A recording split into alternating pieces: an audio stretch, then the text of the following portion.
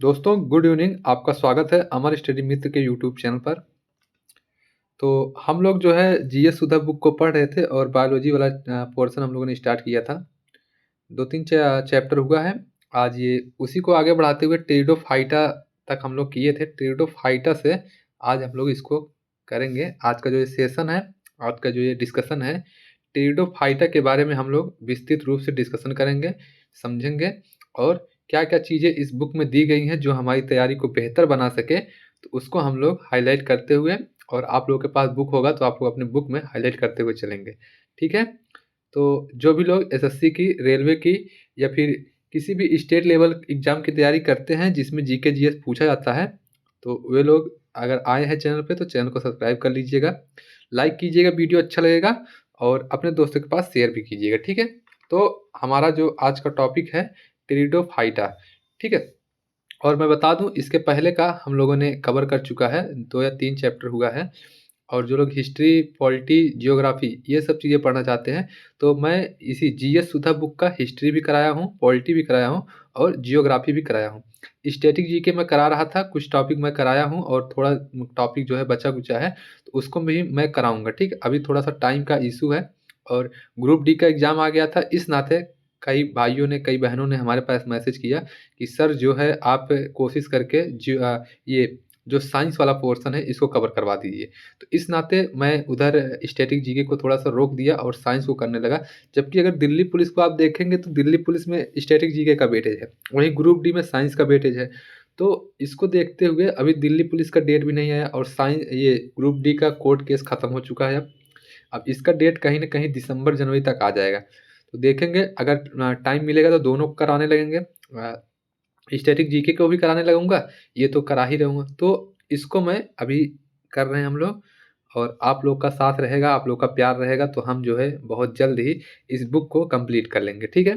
तो स्टार्ट करते हैं आज का सेशन। आज का डिस्कशन जो है टेरिडोफाइटा से है। इसमें दिया गया जो टेरिडोफाइटा वर्ग के अंतर्गत संवहन ऊतक, पर्णरहित पर्णरहित नहीं, पर्णहरित। पर्णहरित से मतलब वही क्लोरोफिल से है। पर्णहरित युक्त अपुष्पोद्भिद पौधे आते हैं, यानी कि टेरिडोफाइटा वर्ग के अंतर्गत संवहन ऊतक वाले पर्णहरित युक्त अपुष्पोद्भिद पौधे आते हैं। ठीक है? क्रिप्टोगैम्स पौधे आते हैं। ये जो है ये किसके अंतर्गत आते हैं? तो ये मेरे भाई ये टेरिडोफाइटा के अंतर्गत आते हैं, इस तरह के पौधे। ठीक है? इसमें और क्या दिया गया है, जो उपप्रभाग के सदस्यों में जल तथा खनिज लवण के संवहन हेतु संवहन ऊतक, जिसको वैस्कुलर टिश्यू कहा जाता है इंग्लिश में, संवहन ऊतक को वैस्कुलर टिश्यू कहा जाता है, जाइलम तथा फ्लोएम पाए जाते हैं। ठीक है? इसको जाइलम और फ्लोएम से क्वेश्चन बनता है, जाइलम का क्या कार्य होता है और फ्लोएम का कार्य क्या होता है। ठीक है? तो जाइलम जो होता है ये जो जड़ें होती हैं पौधों की, वहाँ से जल ले जाने का काम जाइलम करता है। तो इसको हम लोग याद कैसे करेंगे, ज से जल होता है और ज से जाइलम। तो जाइलम का क्या कार्य होता है, जड़ों से जल को विभिन्न स्थानों तक पहुँचाना। वहीं फ्लोएम जो रहता है, जैसे पत्तियाँ रहती हैं, सूर्य से प्रकाश संश्लेषण की क्रिया करती हैं, भोजन बनाती हैं, तो वो उस भोजन को पौधे के सभी पार्ट तक पहुँचाने का काम जो होता है ये फ्लोएम के द्वारा होता है। तो ये 2 तरह के संवहन ऊतक पौधों में पाए जाते हैं। ठीक है? नेक्स्ट है जो टेरिडोफाइटा वर्ग के पौधों की कुछ जातियां, जैसे मर्सिलिया, एजिला, साल्विनिया आदि जलीय भी होती हैं। कुछ जो इसकी टेरिडोफाइटा के कुछ जातियां हैं पौधों की जो जल से संबंधित हैं, जैसे मर्सिलिया है, एजोला है, साल्विनिया है, ये सब जलीय है। ठीक है? इन्हें जलीय फर्न भी कहा जाता है। इसको भी याद रखिएगा, क्या कहा जाता है, जलीय फर्न भी इनको कहा जाता है। आगे बढ़ेंगे। आगे है, इस वर्ग के पौधे में पाए जाने वाले प्रमुख लक्षण निम्नलिखित हैं। टेरिडोफाइटा में कौन कौन से लक्षण पाए जाते हैं उसको देखते हैं। ठीक है? तो लक्षण देखेंगे इसमें कौन कौन से लक्षण पाए जाते हैं। तो टेरिडोफाइटा में बीजाणु उद्भिद, जिसको और मुख्य पौधा होता है, प्रायः जड़, तना, स्तंभ, पत्ते होते हैं। यानी कि जो टेरिडोफाइटा में होता है उसमें बीजाणु उद्भिद मुख्य पौधा होता है, यानी कि बीजाणु से संबंधित मुख्य पौधा होता है। इसमें जड़ पाया जाता है, तना पाया जाता है, तना से तात्पर्य स्तंभ। ठीक है? और पत्ते पाए जाते हैं। ये सब कॉमन चीज़ें हैं, आप लोग जानते होंगे। जड़ किसे कहा जाता है, तना किसे कहा जाता है, पत्ती किसे कहा जाता है, ये सब आप लोग देखे हैं, जानते हैं। ये सब कहीं न कहीं हम लोगों से संबंधित चीज़ें हैं, जीवन से संबंधित चीज़ें हैं, तो इसको आप लोग जानते हैं। ठीक है। प्रायः इनका शरीर जो होता है, इनका शरीर जड़, पत्ती तथा तना में विभाजित होता है। क्या होता है कि जड़ होता है, पत्ती होता है और तना होता है। टेरिडोफाइटा में ऊतक तंत्र विकसित होता है तथा संवहन ऊतक जाइलम व फ्लोएम में भिन्नता होती है। वहीं बात करें, ये पुष्पहीन होते हैं, इनमें पुष्प तथा बीज का निर्माण नहीं होता है। क्या होता है, ये पुष्पहीन होते हैं और इनमें बीज तथा बीज का निर्माण नहीं होता है। ठीक है, और आगे बढ़ते हैं। फ़ोन भी डिस्चार्ज होने वाला है। ठीक है। आगे है, टेरिडोफाइटा में बीजाणु धानियाँ में उत्पन्न होते हैं। कहाँ पर उत्पन्न होते हैं? बीजाणु धानियों में उत्पन्न होते हैं बीजाणु। ठीक है। जिस पत्ती पर बीजाणु धानियाँ उत्पन्न होती हैं, उस पत्ती को बीजाणुपर्ण कहा जाता है। क्या कहा जाता है? बीजाणुपर्ण कहा जाता है, स्पोरोफिल कहा जाता है उसको। ठीक है। युग्मोद्भिद पौधे पर नर जननांग पुंधानी तथा मादा जननांग स्त्रीधानी उत्पन्न होते हैं। इसको भी याद रखना, युग्मोद्भिद पौधे पर। ठीक है। और आगे क्या है, टेरिडोफाइटा पौधों में निश्चित पीढ़ी एकांतरण होता है। क्या होता है? अल्टरनेक्शन ऑफ जनरेशन। ठीक है, अल्टरेक्शन ऑफ जनरेशन होता है। जाइगोस्पोर का निर्माण जाइगोट में होता है। जाइगोट में जाइगोस्पोर का निर्माण होता है। ये 2019 का जो ग्रुप डी हुआ था उसमें ये क्वेश्चन बना था। ठीक है। बीजाणु अंकुरहित होकर प्रोथेलस का निर्माण करते हैं। किसका निर्माण करते हैं? प्रोथेलस का निर्माण करते हैं। वहीं टेरिडोफाइट्स को वनस्पति सर्प भी कहा जाता है। क्या कहा जाता है? वनस्पति सर्प भी इसको कहा जाता है, टेरिडोफाइट्स को। और क्या है, टेरिडोफाइट का आर्थिक महत्व क्या होता है? अगली हेडिंग है टेरिडोफाइट का आर्थिक महत्व। ठीक है, देखते हैं क्या चीज़ें हैं, आर्थिक महत्व क्या क्या है टेरिडोफाइट का। तो इसमें जो है पशुओं के चारे के रूप में टेरिडियम का उपयोग किया जाता है।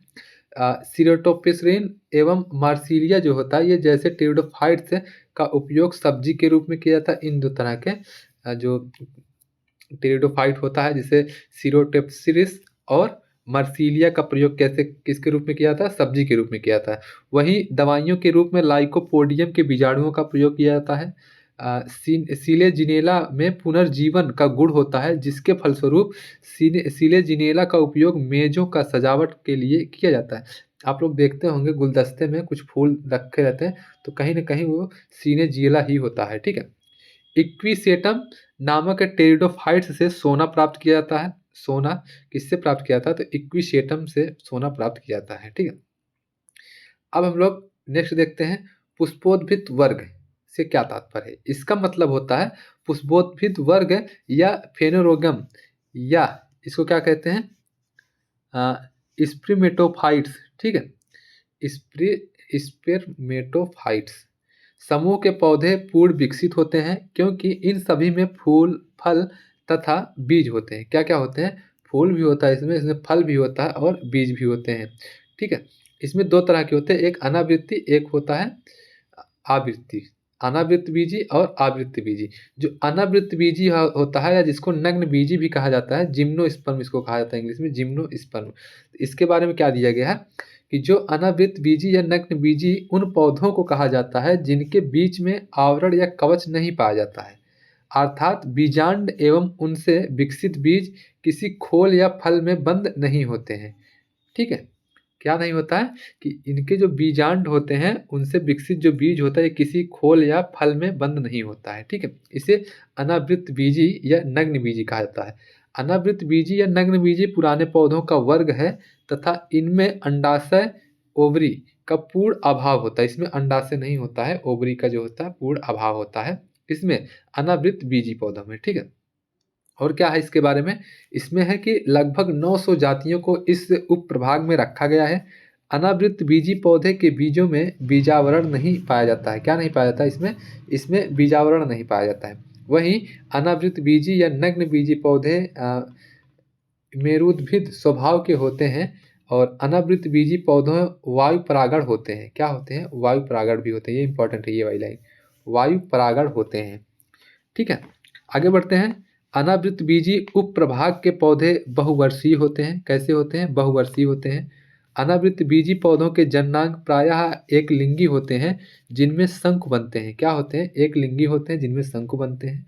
मादा शंकु मेगास्पोरिल तथा नर शंकु माइकोस्पोरिल का निर्माण करते हैं। इसको याद रखिएगा, जो नर शंकु होते हैं वो माइकोस्पोरिल और जो मादा शंकु होती है वो मेगास्पोरिल का निर्माण करते हैं। ठीक है। आगे चलते हैं। आगे है, इन पौधों में बहुभ्रूणता पाई जाती है। भ्रूण में मूलांकुर एवं प्रांकुर के साथ ही एक या एक से अधिक बीजपत्र बनते हैं। क्या होता है, जो भ्रूण में मूलांकुर एवं प्रांकुर के साथ ही एक या एक से अधिक बीजपत्र बनते हैं। ठीक है, ये चीजें होती हैं। आगे है, नग्न बीजी या अनावृत बीजी में संवहन ऊतक पाए जाते हैं। क्या पाया जाता है, इसमें संवहन ऊतक पाया जाता है। ठीक है। साइकस साइकस का अंडाणु तथा शुक्राणु सबसे बड़ा होता है, जो एक जिम्नोस्पर्म है। वहीं वनस्पति जगत का सबसे ऊंचा पौधा सिकोया सिकोया सिम्परविरेंस वनस्पति जगत का सबसे ऊंचा पौधा है। ये सिकोया 120 मीटर ऊंचा होता है, इसी जगत में आता है, जिसे रेडवुड ऑफ कैलिफोर्निया भी कहा जाता है। रेडवुड ऑफ कैलिफोर्निया जो है, ये सिकोया सेम्परविरेंस को कहा जाता है, जो 120 मीटर ऊंचा है और ये वनस्पति जगत का सबसे ऊंचा पौधा है। ठीक है, इसको याद रखिएगा। और आगे है, साइकस साइकस में कास्ट कास्ट मतलब वुड वुड मतलब लकड़ी, वही जो साइकस होता है, जैसे गांव में देखते हैं ना, एक काठ कहते हैं, काठी की घोड़ी, ऐसे एक वो भी है, पोयम है, काठी का घोड़ी, पता नहीं कैसे कैसे है। तो कास्ट वही काठ है। ठीक है, साइकस में कास्ट है मोनोजाइलिक तथा पाइनस में पिक्नोजाइलिक्स होती है। ठीक है, साइकस की कोरियालाइड जड़ों से नील हरित शैवाल एनाबीना एवं नास्टोक पाए जाते हैं। ठीक है, ये पाया जाता है। और आगे बढ़ते हैं, अनावृत या नग्नबीजी का आर्थिक महत्व। इसका आर्थिक महत्व क्या होता है इस तरह के पौधों का, तो साइकस के तनों से मंड निकाल कर खाने वाला साबूदाना बनाया जाता है, जिसके फलस्वरूप साइकस को सागोपाम कहते हैं। ठीक है, साबूदाना किससे बनता है, तो साइकस से तनों से मंड निकाल कर खाने वाला साबूदाना बनाया जाता है। ठीक है, अंडमान द्वीप की जनजातियों द्वारा साइकस के बीजों को खाया जाता है। वहीं सिकोया, चीड़, स्प्रूस, देवदार, फर आदि की लकड़ी का प्रयोग महत्वपूर्ण फर्नीचर बनाने के लिए किया जाता है। नाम सुने होंगे, सिकोया का भी नाम सुने होंगे आप लोग, चीड़, देवदार, ये सब नाम सुने होंगे। तो इन सब लकड़ियों का प्रयोग क्या होता है, महत्वपूर्ण फर्नीचर बनाने के लिए इनका प्रयोग किया जाता है। ठीक है, तारपीन का तेल चीड़ के पेड़ से, सेंट्रस तेल देवदार की लकड़ी से एवं सेंड्रस काष्ठ तेल जूनिपेरस की लकड़ी से प्राप्त होता है। ये याद रखिएगा। तारपीन का तेल कहाँ से प्राप्त होता है, तो चीड़ के पेड़ से प्राप्त होता है। सेंट्रस तेल देवदार की लकड़ी से, और सेंट्रस काष्ठ जो तेल होता है ये जूनिपेरस की लकड़ी से प्राप्त होता है।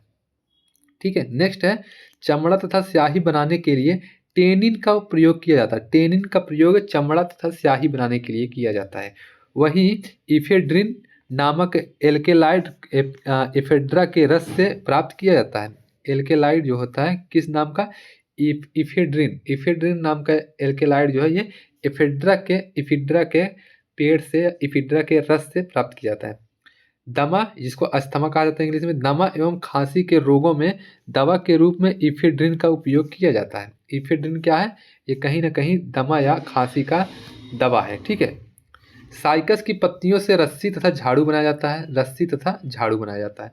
ऐसे क्वेश्चन डायरेक्ट पूछता है कि रस्सी तथा झाड़ू किसके पौधों से बनाया जाता है, तो साइकस की पत्तियों से बनाया जाता है। ऐसे क्वेश्चन पूछ लेता है। ठीक है, आगे देखते हैं, आवृत्त बीजी इग्नोस्पर्म। ठीक है, इग्नोस्पर्म आवृत्त बीजी।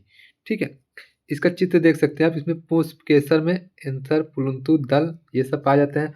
वर्तिकांग, वर्तिका, अंडाशय, ये स्त्री केसर है। बीजांड और बाह्यदल, ये इसके पार्ट होते हैं आवृत्त बीजी के। ठीक है, इसमें देखते हैं क्या क्या दिया गया है, चित्र को देख लीजिएगा आप लोग। आवृत्त बीजी पौधे वे पुष्पी पौधे होते हैं जिनमें बीज सदैव फलों के अंदर बंद रहते हैं। इस वर्ग के पौधों को झाड़ियाँ, शाक तथा वृक्ष तीन प्रकार से विभाजित किया जाता है। किससे किससे, झाड़ियाँ, शाक तथा वृक्ष में तीन प्रकार से इसको विभाजित किया जाता है। ठीक है, आवृत्त बीजी पौधों के प्रमुख लक्षण निम्नलिखित हैं। इसका लक्षण क्या क्या है, इसको देखते हैं हम लोग, क्या क्या इसका लक्षण है। तो आवृत्त बीजी पौधों का प्रजनन पुष्प में होता है। आवृत्त बीजी में दोहरे निषेचन यानी कि डबल फर्टिलाइजेशन की क्रिया पाई जाती है। क्या होता है इनमें, इनमें दोहरे निषेचन की क्रिया होती है। ठीक है, सामान्यतः आवृत्त बीजी पौधे स्थलीय पौधे होते हैं, किंतु कुछ पौधे जल में भी पाए जाते हैं। ये जो आवृतबीजी होते हैं, ये सामान्यतः जो पौधे हम लोग देखते हैं, जो स्थल में हम लोग देखते हैं, ये स्थलीय पौधे ही आवृतबीजी पौधे होते हैं। लेकिन कहीं न कहीं अपवाद मिलता है, तो कुछ अपवाद इसमें भी मिलते हैं, जो जल में भी पाए जाते हैं, ठीक है? आवृतबीजी पौधे का संवहन तंत्र बहुत अधिक विकसित होता है। आवृतबीजी पौधे परजीवी, मृतोपजीवी, कीटभक्षी, सहजीवी एवं स्वपोषी रूप में पाए जाते हैं। इतने रूप में, किस-किस रूप में? परजीवी के रूप में, मृतोपजीवी के रूप में, कीटभक्षी, सहजीवी, स्वपोषी, इन सब रूप में ये पाए जाते हैं, ठीक है? और आगे देखते हैं, आवृतबीजी पौधों को 2 भागों में विभाजित किया गया है। एक को कहते हैं एक पत्र बीज, मतलब सॉरी, एक बीजपत्री मोनोकोट और एक होता है द्विबीजपत्री, ठीक है? उसको देखते हैं आगे।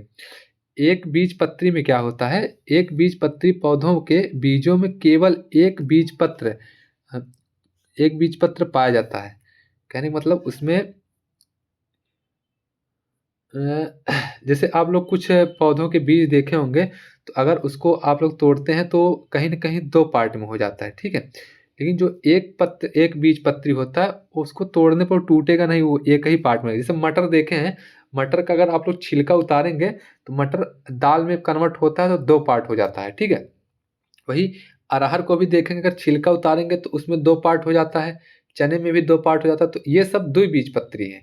तो और जिस जिस बीज में ये चीज़ नहीं होता है, जैसे गेहूँ आप लोग देखिए, गेहूँ का शायद 2 बीजपत्री नहीं होता। चावल देखिए, धान, धान को आप लोग छिलका उतारेंगे तो ये नहीं होता कि ये 2 पार्ट में टूट जाएगा, एक ही पार्ट रहता है। इस तरीके से जो होते हैं पौधे, उनके जो बीज होते हैं वो एक पत्री कहलाते हैं, ठीक है?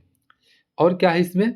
इसमें है जो एक बीजपत्री पौधे के पुष्प के भाग, फ्लोरल पार्ट्स जो होते हैं, या उसके गुणांक होते हैं, ठीक है?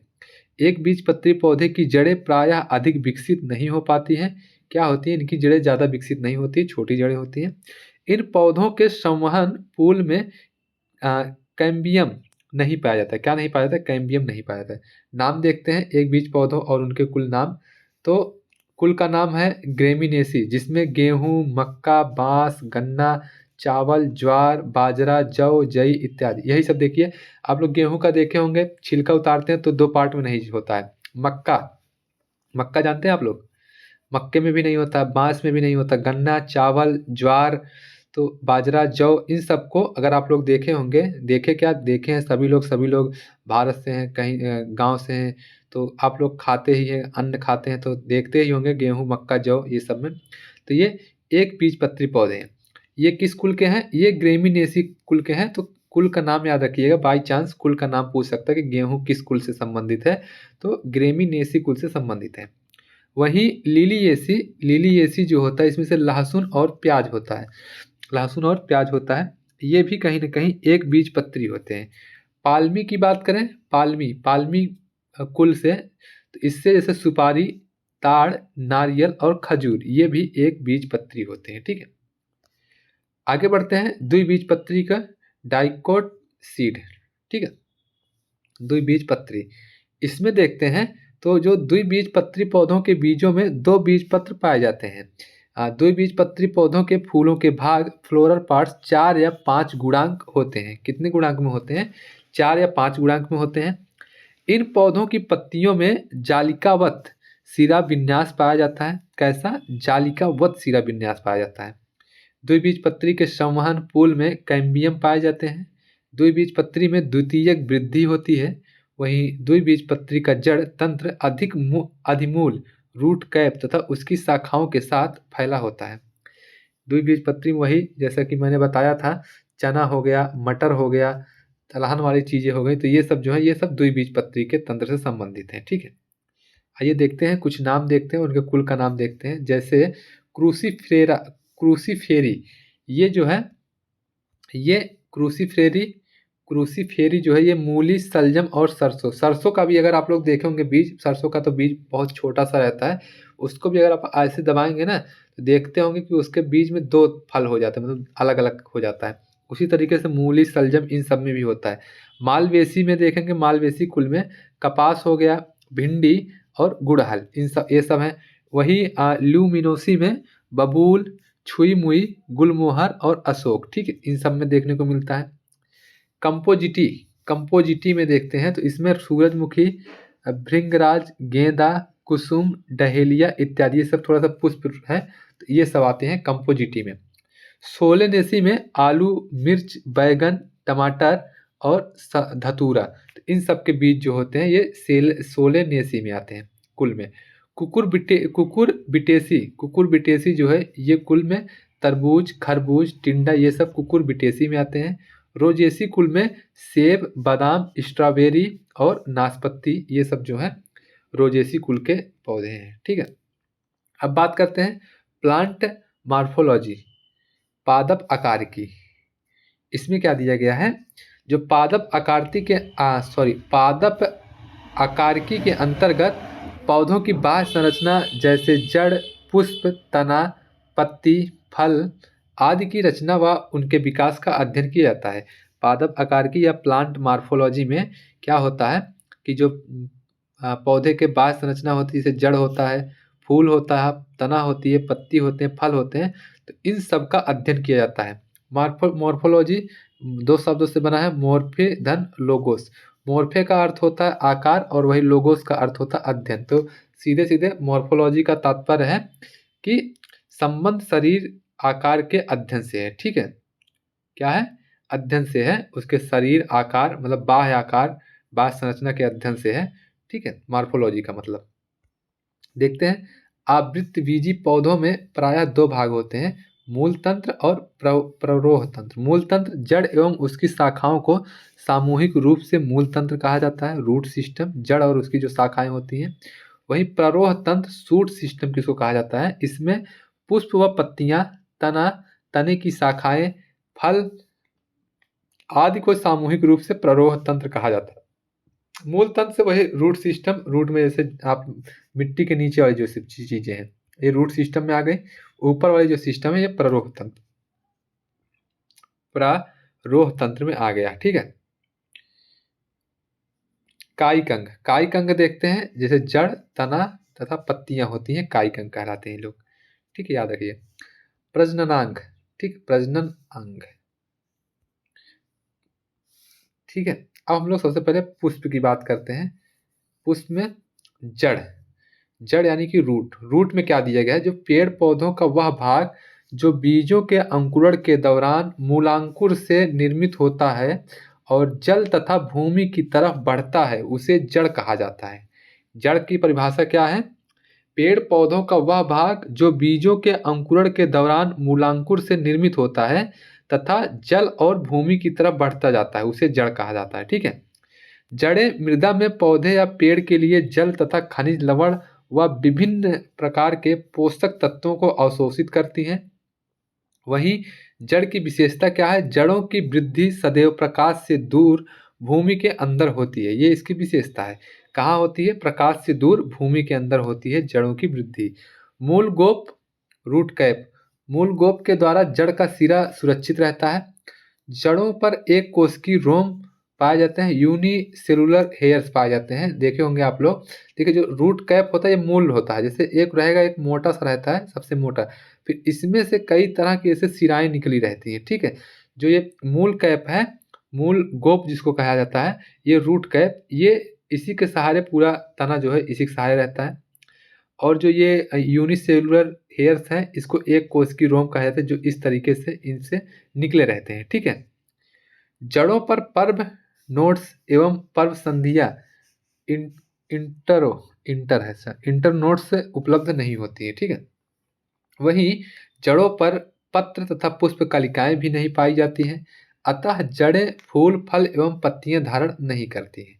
क्या नहीं करती, फूल, फल और पत्तियां धारण नहीं करती हैं जड़ें। आप लोग देखे होंगे, जड़ें समानतः धनात्मक गुरुत्वानुवर्ती, पॉजिटिव गोट्रोपिक एवं ऋणात्मक प्रकाशानुपाती होती हैं। ठीक है, धनात्मक जलानुवर्ती होते हैं। ठीक है, ये होता है धनात्मक जलानुवर्ती। अब हम लोग जड़ों के प्रकार, टाइप्स ऑफ रूट देखते हैं। जड़ों के प्रकार देख सकते हैं आप लोग चित्र में, एक ये तरह का, एक ये तरह का, एक मूसला मूल, एक तंतुक मूल। मूसला मूल में से एक मोटा सा रहेगा, उससे छोटे मोटे पार्श्व या छोटे मोटे जड़ें निकलेंगे, और एक तंतु मूल होता है, जैसे हम लोग देखते हैं घास वास में, ये ज़्यादातर तंतु मूल, इसमें कई तरह के जड़ें एक ही जगह से ऐसे से निकली रहती हैं, ठीक है। तो इस दो तरह की हैं, दोनों को देखते हैं। सामान्यतः जड़ों को दो भागों में विभाजित किया जाता है। मूसला जड़, तो मूसला जड़ में जो है टैप रूट, मूसला जड़ें द्विबीजपत्री पौधों में पाई जाती है। किसमें पाई जाती है? द्विबीजपत्री, जो अभी हमने ऊपर पढ़ा, एक बीजपत्री और द्विबीजपत्री। जो द्विबीजपत्री पौधे होते हैं उसमें मूसला जड़ पाया जाता है। आप लोग देखते होंगे मूसला जड़ ऐसे बीज से निकलता है, और जो बीज हम लोग डाले रहते हैं उसको ऐसे दो तरह से कर देता है, फिर बीच में ऐसे जो है जड़ निकलता है, ठीक। ये बाद में ये टूट के अलग हो जाता है, फिर यहाँ से पत्तियां तने सब निकलना स्टार्ट हो जाता है, ठीक है, इस तरह से। मूसला जड़ में मूलांकर विकसित होकर एक मुख्य जड़ का निर्माण करता है। वहीं मूसला जड़ों के चारों ओर पार्श्व शाखाएं निकलती हैं, जिसे द्वितीयक जड़ भी कहा जाता है, यानी कि सेकेंडरी रूट कहा जाता है इसको, ठीक है।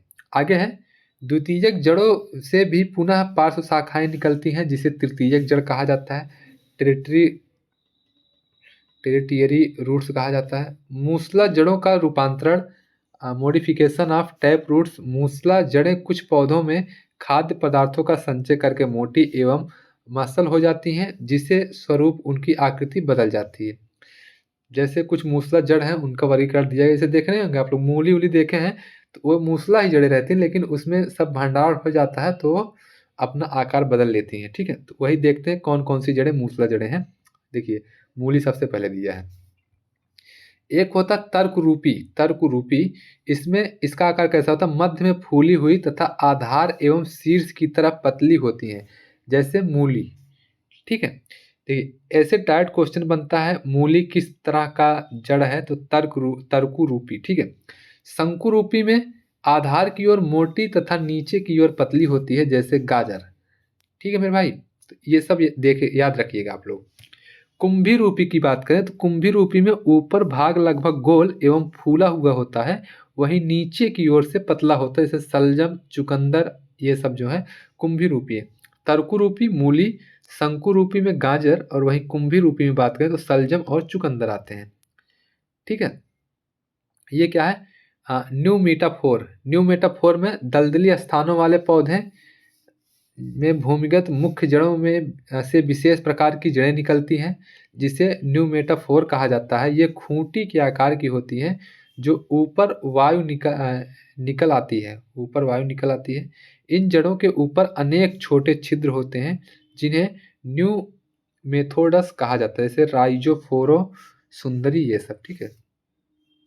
ये दलदली क्षेत्रों में होते हैं, सुंदरी उंदरी का, राइजोफोरो का आप लोग देखे होंगे, तो वहां पर ये सब होता है। अब सेकंड नंबर पर आता अपस्थानिक जड़, ठीक है। अपस्थानिक जड़ें एक बीज पत्री पौधों में इस तरह के जड़ पाए जाते हैं, अपस्थानिक, ठीक है। और देखते हैं, इस तरीके के देख सकते हैं आप लोग, देख रहे हैं, अपस्थानिक जड़ें इस तरीके की रहती हैं, ठीक है। अपस्थानिक जड़ में अंकुरण के पश्चात मूलांकुर नष्ट हो जाते हैं। मूलांकुर के अतिरिक्त पौधे के किसी दूसरे भाग से विकसित होने वाली जड़ों को ही अपस्थानिक जड़ कहा जाता है, ठीक है। अपस्थानिक जड़ों का रूपांतरण, इसका रूपांतरण कैसे होता है अपस्थानिक जड़ों का? तो देखते हैं कैसे होता है। इसका रूपांतरण भोजन के संग्रह, पौधों को यांत्रिक सहारा प्रदान करने या अन्य विशिष्ट कार्यों को करने के उद्देश्य से अपस्थानिक जड़ें अनेक प्रकार से रूपांतरित होती हैं। भोज्य पदार्थों के संचय के लिए, फॉर स्टोरेज ऑफ फूड, देखते हैं क्या है, जड़ है, ठीक है। कलिंद जड़ें हैं, जैसे शकरकंद। पुलकित जड़ें हैं, डहलिया। ग्रंथिल जड़ें हैं, आम, हल्दी। और मणिकामय जड़ें हैं, अंगूर, करेला। ये सब इस तरीके के जड़ इसमें पाए जाते हैं। किस तरह का जड़? शकरकंद में कलिंद जड़ें, डहलिया में पुलकित जड़ें, आम हल्दी में मैंगो गिंजर, ठीक है, जो हल्दी होता है उसी की बात हो रही है, ठीक है। उसमें ग्रंथिल जड़ें पाई जाती हैं, वहीं अंगूर और करेला में कैसी मणिकामय जड़ें पाई जाती हैं। अन्य जैविक क्रियाओं के लिए अपस्थानिक जड़ें ये रही, जैसे चूसक मूल जो होता है ये अमर, बेल, चंदन, इन सब की चूसक मूल होती है। श्वसनी मूल जो होता है ये जूसिया की होते हैं। अधिपादप मूल जो होता है आर्किड है। वहीं स्वांगी कारक मूल जो है सिंघाड़ा और टीनो स्पोरा की मूल जो होते हैं वो स्वांगी कारक मूल है। वहीं यांत्रिक सहारा प्रदान करने के लिए जो रूट्स होते हैं, जैसे स्तंभ मूल, इंडियन रबर, बरगद आदि, बरगद का पेड़ देखे होंगे आप लोग, इस तरीके से कुछ बरगद का पेड़ रहता है, ठीक है। तो आप लोग देखे होंगे उसके ऐसे ऐसे टहनियों से ऐसे मतलब कई सारे मूल ऐसे निकले आते हैं जो उसको स्तंभनुमा लगता है, ठीक है। वही आरोही मूल पे पोथोस पान आदि में देखते होंगे, पान वान में पूरा ऐसे चढ़ता रहता पान का पेड़। अवस्तंभ मूल जो होता है मक्का गन्ना, इसका मूल जो होता है अवस्तंभ होता है। कहीं से भी आप काटेंगे गन्ने को तो ऐसे ऐसे गांठ बनी रहती है, तो चाहे जहाँ से भी देखेंगे यहाँ भी जड़े रहती हैं, यहाँ भी जड़े रहते हैं, ऐसे पूरे गांठ में पूरे स्तंभ में जड़े रहती हैं, ठीक है। इस तरीके का तना की बात करते हैं। अब सेकंड पार्ट हम लोग बात करें तना में, ठीक है। हम लोग जड़ पढ़ लिया, अब क्या पढ़ रहे हैं, तना पढ़ रहे हैं। जड़ के बारे में आप लोगों को समझ में आया होगा, ठीक है। तना पढ़ रहे हैं, तने में क्या है, पौधों का वह भाग जो भूमि तथा जल के विपरीत व प्रकाश की दिशा में वृद्धि करता है वह तना कहलाता है। जड़ क्या होता था, ये प्रकाश के विपरीत भूमि और जल के लिए, मतलब भूमि और जल में यह गति करता था। और यही तना जो है ये प्रकाश के तरफ, प्रकाश की दिशा में, भूमि और जल के विपरीत। ये कहने कहने का मतलब जो मृदा होती है, भूमि होता है, भूमि के ऊपर वाला पार्ट जो होता है इसको क्या, इसको हम लोग तना कहते हैं, और भूमि के नीचे वाले पार्ट को हम लोग जड़ कहीं ना कहीं कहते हैं, ठीक है। मोटी मोटा समझिए। जो तना कहलाता है, तना प्रांकुर से विकसित होते होने से पत्तियों, शाखाओं, फूलों और फल आदि को धारण करता है। तना ही जो है आगे प्रांकुर से, उसमें से अलग अलग ब्रांचेज निकलती हैं, शाखाएं निकलती हैं, फिर शाखाओं से पत्तियां निकलती हैं, फूल निकलते हैं और फल निकलते हैं, ठीक है। ये सब चीजें होती हैं। तने की विशेषता क्या होता है, कैरेक्टर्स ऑफ स्टेम, तने के अग्र सिरे पर कलिकाएं होती हैं जो तने की वृद्धि में सहायता पहुंचाती हैं। तने पर पत्तियां एवं शाखाएं होती हैं। तने कई आकार के होते हैं, जैसे बेलनाकार, कोड़ी, चपटा आदि। तने के प्रकार, भूमि की स्थिति के अनुसार तनों के 3 प्रकार होते हैं। कौन कौन, जैसे भूमिगत तना। भूमिगत तना से तात्पर्य है पौधे के तने का वह भाग जो भूमि के भीतर पाया जाता है, उसे भूमिगत तना कहते हैं, ठीक है। भूमिगत तने में पर्ण कलिकाएं, पर्ण संधियां तथा सल्क पत्र उपलब्ध होते हैं। कुछ परिस्थितियों में भूमिगत तने भोजन संग्रह करने के कारण मोटा एवं मांसल हो जाता है। उदाहरण के लिए केला, अदरक, आलू, फर्न, हल्दी, प्याज, लहसुन, अरबी, जिमीकंद आदि, ये सब जो है ये भूमिगत तने के उदाहरण हैं, ठीक है। अब देखते हैं जैसे भूमिगत तना प्रकंद जो है, प्रकंद प्रकार के जो भूमिगत तने होते हैं, इसमें से हल्दी, अदरक, फर्न, केला आदि ये सब तने के उदाहरण हैं। अगर हल्दी पूछ लिया गया किस तरह के तने हैं, तो प्रकंद तना में, ठीक। स्तंभ कंद में आलू होता है, आलू भी तना का प्रकार है, स्तंभ कंद, ठीक है। सल्क कंद में प्याज, लहसुन, ठीक है, इनके तना जो होते हैं सल्क कंद होते हैं। वही धन कंद में जिमकंद और कचालू जो है, इनके जो है तना जो होता है वो इस तरीके का होता है, ठीक है। तना समझ में आ गया। अब हम लोग पत्ती पर चर्चा करते हैं, ठीक है, पत्तियों पर डिस्कस करते हैं, लीफ। इसके बारे में क्या है कि तने एवं शाखाओं की पर्व संधियों से निकलने वाले पार्श्व भाग को पत्ती कहा जाता है। किससे निकलने वाले, तना एवं शाखा से जो निकलता है उसको पत्ती कहते हैं। पत्ती देख लीजिए आप लोग, वैसे तो देखे होंगे कि नहीं देखे हैं। अगर जो लोग नहीं देखे ना वो लोग देख लीजिए, पत्ती ये पीपल का पत्ती है, ठीक है। इस तरीके से पार्ट होते हैं उसके। पत्ती के भाग की बात करें तो पत्ती के भाग पत्राधार, पत्ती का आधारी भाग होता है जो पत्र वृंत और स्तंभ को आपस में जोड़े रखता है। ये वाला पत्राधार से समझ रहे हैं आप लोग, ये ये आधार है, ठीक है। आगे देखते हैं। पत्रवृंत अधिकांश पत्तियों के एक लंबा डंठल पाया जाता है जिसे पत्रवृंत कहते हैं, जैसे आम और पीतल आदि। आम का डंठल, आम की पत्ती देखोगे इस तरह की पत्ती रहती है, ठीक है। इस तरह की पत्ती रहती है, इसी में कैसे डंठल रहता है, इससे ऐसे यहाँ से टूटता है पत्ती, ठीक है। पत्र फलक, पत्र फलक पत्ती के हरे चपटे एवं फैले हुए भाग को कहा जाता है। जो ये वाला भाग रहता है फैला वाला हरा चपटा, इसको पत्र फलक कहा जाता है।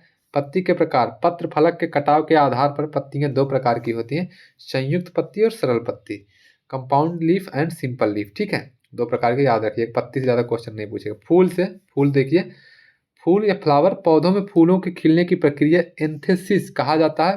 फूलों में मुख्य रूप से 4 प्रमुख भाग होते हैं। क्या होता है, एंथेसिस कहा जाता है इस प्रक्रिया को, खिलने की प्रक्रिया को।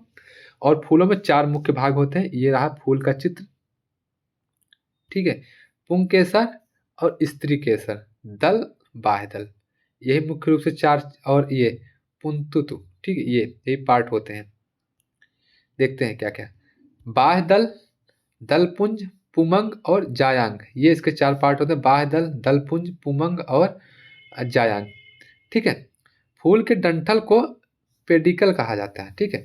फूलों में मौजूद कैलिक्स और करोला को गैर आवश्यक अंग माना जाता है, जबकि एंड्रोइकम, एंडोरियसियम और जाइनोसियम को आवश्यक अंग माना जाता है, क्योंकि ये फूल के प्रजनन में महत्वपूर्ण भूमिका निभाते हैं। वहीं बाह्य दलपुंज, जिसको कैलिक्स कहा जाता है, कैलिक्स, यह फूल का सबसे निचला हिस्सा होता है, जिसके द्वारा फूलों को सहारा दिया जाता है, ठीक है। यह क्या करता है, फूलों को सहारा दिया जाता है, नीचे का हिस्सा जो होता है, इस तरीके से अगर फूल है तो ये नीचे वाला हिस्सा जो होता है, इसको बाह्य पुंज कहा जाता है, ठीक है। कैलिक्स का रंग हरा होता है और इसमें पर्णहरित क्लोरोफिल पाया जाता है। वहीं पर्णहरित जो होता है, जो क्लोरोफिल के कारण प्रकाश संश्लेषण की क्रिया होती है। कैलिक्स के एक भाग को सेपल कहा जाता है और कैलिक्स की इकाई है दलपुंज, करोला जो होता है, दलपुंज, यह फूल का मुख्य हिस्सा होता है। विभिन्न पौधों में करोला अलग अलग आकर्षक रंगों में पाया जाता है। वर्णी लवक द्वारा इन रंगों का निर्माण होता है। करोला में एक विशेष प्रकार की गंध पाई जाती है, जिनका निर्माण ऑयल एवं ईस्टर में होता है। ऑयल एवं ईस्टर में किसका निर्माण होता है, जो करोला में जो गंध पाया था उसी का निर्माण होता है, उसी से जो है ऑयल और ईस्टर बनते हैं, ठीक है। करोला में मौजूद एक पखुंडी पेटल कहलाता है और यह करोला को इकाई है, पेटल, पीटल। करोला में उपस्थित आकर्षक रंगों एवं आकर्षक खुशबू के कारण भिन्न भिन्न प्रकार के जंतु आकर्षित होते हैं, जिसके फलस्वरूप परागण की क्रिया होती है। क्या होती है, परागण की क्रिया करोला में ही होता है, ठीक है। जैसे वो मधुमक्खियाँ बैठती हैं, तितलियाँ बैठती हैं, ये सब इसी में बैठती हैं, करोला में, ठीक है। पुमंग, पुमंग के बारे में देखते हैं। पुमंग क्या है, यह फूल का नर प्रजनन अंग है, ठीक है। इसकी इकाई स्टेमन, पुंकेसर या पिस्टिल कहते हैं। पुमंग के द्वारा नर युग्मक मेल सेक्स सेल का निर्माण होता है, जिसे परागकण कहते हैं। जयांग क्या होता है, जयांग जो है ये फूल का मादा प्रजनन अंग है। देखिए यही, इसको याद करिए, यहाँ से क्वेश्चन बनेगा। जो पुमंग होता है वो मेल का जो नर प्रजनन अंग होता है, उसको, फूल का जो नर प्रजनन अंग होता है उसको पुमंग कहते हैं। और जयांग जो होता है ये एक प्रकार से मादा पुष्प जो होती है उसका प्रजनन अंग जो होता है उसको जयांग कहते हैं, ठीक है। इसकी इकाई को कार्पेल, स्त्री केसर कहा जाता है, ठीक है। जयांग के द्वारा मादा युग्मक का निर्माण होता है, फीमेल सेक्स सेल का निर्माण होता है जयांग के द्वारा, और जो एक बहुकोशिकीय संरचना के अंदर निर्मित होता है, जिसे अंडाधन कहते हैं, अंडाशय कहना चाहिए, चलो ठीक है। अब हम लोग देखते हैं परागण। परागण वह प्रक्रम है जिसमें परागणों का स्त्री केसर वर्तिकाग्र तक स्थानांतरण किया जाता है। परागण के लिए विभिन्न एजेंट महत्वपूर्ण योगदान देते हैं, जिसके आधार पर पुष्पों के अलग अलग वर्ग होते हैं। क्या होते हैं, पुष्पों के अलग अलग वर्ग होते हैं परागण के लिए, ठीक। मोटी मोटा ये सब चीजें थी पुष्पों के बारे में। फल में क्या क्या पार्ट है, फल का देखते हैं। फल का निर्माण मूल रूप से फूल के अंडाशय से होता है। अंडाशय से बने फल मुख्य रूप से दो प्रकार के होते हैं। फल भी दो प्रकार से होते हैं, एक सत्य फल, एक असत्य फल, ट्रू फ्रूट और फॉल्स फ्रूट। जो सत्य फल होता है, ऐसे फल जिनका निर्माण अंडाशय के द्वारा होता है उन्हें सत्य फल कहा जाता है। जैसे आम, बरगद, जामुन, धान, गेहूं, ये सब जो है ये सब सत्य फल के उदाहरण है। वहीं असत्य फल जो होता है, ऐसा फल जिसका निर्माण अंडाशय को छोड़कर फूल के अन्य भागों से होता है उसे असत्य फल कहा जाता है। जैसे सेब, अनानास, नाशपाती, काजू, कटहल, अंजीर आदि, ये सब जो है असत्य फल हैं, ठीक है। फलों में मौजूद बीज के बाहरी हिस्से को फल भित्ति कहते हैं। फल भित्ति तीन परत होते हैं, 3 लेयर्स होते हैं जो फल भित्ति होती है। बाह्य फल भित्ति, मध्य फल भित्ति और अंत फल भित्ति। यहाँ से क्वेश्चन बनता है कि हम इस फल का कौन सा भाग खाते हैं, ठीक है, ये वाला क्वेश्चन यहाँ से बनता है। देखते हैं, जो बाह्य फल भित्ति होता है इसमें पेरिकार्प की सबसे बाहरी परत होती है जो फल के छिलके का निर्माण करती है। मध्य फल भित्ति, यह पेरिकार्प की मध्य परत होती है जो फल के गूदे पल्प्स का निर्माण करती है। अंतःफल भित्ति या पेरिकार्प की सबसे अंदर की परत होती है जो बीज को बाहरी तत्वों से सुरक्षा प्रदान करती है। अब ये जो है इन सब चीज़ों में सबसे इम्पोर्टेंट ये वाला पॉइंट है, ठीक है? क्या है? फलों के खाने योग्य भाग। क्वेश्चन यहीं से बनता है। ऐसे डायरेक्ट दे देगा कि अनार का कौन सा भाग खाया जाता है। तो अनार फल है, इसका खाने योग्य भाग जो है रसीले बीज, जिसको चोल, रसीले बीज चोल जो होता है टेस्टा, इसको खाया जाता है। लीची का जो होता है एरिल खाया जाता है, ठीक है। नींबू, संतरा, मौसम्मी, इन सब का रसीले रोम खाए जाते हैं। देखे होंगे आप लोग नींबू का उसमें रोए टाइप के रहते हैं ऐसे रोम, ठीक है। उसका फिर दबा के हम लोग जूस निकालते हैं। अंगूर का हम लोग फल भित्ति खाते हैं। सेब या नाशपाती का हम लोग पुष्पासन खाते हैं। अमरूद, करेला, बैगन, टमाटर और परवल, इसका हम लोग फल भित्ति एवं बीज खाते हैं, ठीक है। वहीं धान, गेहूं, मक्का, ज्वार, बाजरा, नारियल, इसका भ्रूण पोष खाते हैं, इंडोस्पर्म खाते हैं, ठीक है। अनिषेक फल, अनिषेक, इसको देख लेते हैं क्या होता है इसका मतलब।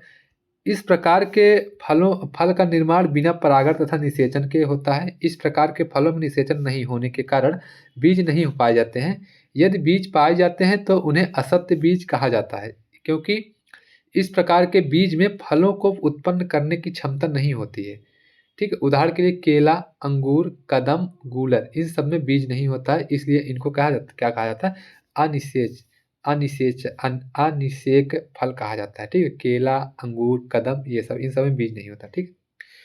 तो मेरे भाई, मेरे हिसाब से आप लोगों को इतना समझ में आया होगा जो चीज़ें किए हैं, ठीक है। और एक चीज़ बता दूं कि जैसे कुछ चीज़ें रहती हैं, ये प्रकाश संश्लेषण कल हम लोग करेंगे, ठीक है। मैं क्या बता रहा था, जैसे एक ही व्यक्ति हर चीज़ में नहीं रहता कि उसको हर चीज़ में ही मास्टरी नहीं प्राप्त रहती। तो कुछ चीज़ें हो सकती है कि मैं थोड़ा-सा साइंस में ना बता पा रहा हूँ, उतना अच्छा ना समझा पा रहा हूँ। तो ऐसा भी हो सकता है, मैं मान सकता हूँ, क्योंकि मेरा बैकग्राउंड है नहीं इसका, ठीक है। तो पढ़ा हूँ, ऐसा भी नहीं कि नहीं पढ़ा हूँ, लेकिन इससे थोड़ा-सा मुझे खुद जैसे अंदर से ही आता है कि नहीं, मैं उतना अच्छा नहीं समझा पा रहा हूँ जितना अच्छा समझाना चाहिए, ठीक है। फिर भी कोशिश कर रहा हूँ, और अगर आप लोगों को समझ में आ रहा है तो लाइक कीजिएगा। कमेंट बॉक्स में बताइएगा कि हाँ, समझ में आ रहा है कि नहीं आ रहा है, और मैं अपनी तरफ से ट्राई कर रहा हूँ, पूरा ट्राई करता रहूँगा। तो वीडियो जैसा भी लगा होगा आप लोग कमेंट बॉक्स में बताइएगा। मिलेंगे कल, तब तक के लिए बाय बाय, और आप लोग सेहत का ध्यान रखिए। धन्यवाद।